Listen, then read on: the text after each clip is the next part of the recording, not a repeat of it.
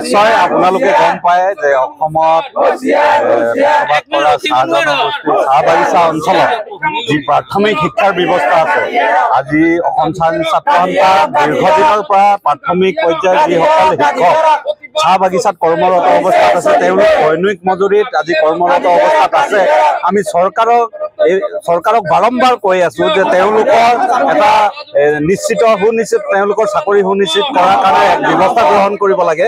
কিন্তু বৰঞ্চ তেওঁলোকৰ ঠাইত আচলতে নতুনকৈ তেওঁলোকৰ যি চাকৰি নিযুক্তি প্ৰক্ৰিয়া আৰম্ভ কৰিছে, এইটো আমি অসম চৰকাৰক ধিক্কাৰ জনাইছো। আৰু বাগিচা কৰ্তৃপক্ষৰ যোগেদি যি পৰিচালিত বাগিচা প্ৰাথমিক বিদ্যালয়, আজি প্ৰায় যিসকল কৰ্মৰত শিক্ষক আছে, প্ৰায় 21 বছৰ, কোনোবা 22 বছৰ, কোনোবা 25 বছৰ দিন হাজিৰাৰ ডেইলি ৰেটেড হিচাপে তেওঁলোকে কৰ্মনিয়োগ কৰি আছে।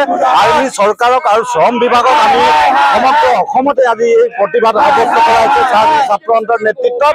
আৰু আমি চাহ জনজাতি ছাত্ৰ সন্থাৰ তৰফৰ পৰা স্পষ্টকৈ আমি অসম চৰকাৰ তথা শ্ৰম বিভাগক আমি ক'ব বিচাৰিছো যে অতি সোনকালে এই শিক্ষকসকলক পদোন্নতি দিয়াৰ ব্যৱস্থা কৰক, যিহেতু আপোনালোকে চৰকাৰীভাৱে আৰু যিহেতু অসমত বিভিন্ন চাহ বাগিচাৰ মাজতে শিৱসাগৰ হওক, যোৰহাট হওক, তাত চৰকাৰী নিযুক্তি প্ৰদান কৰিছে।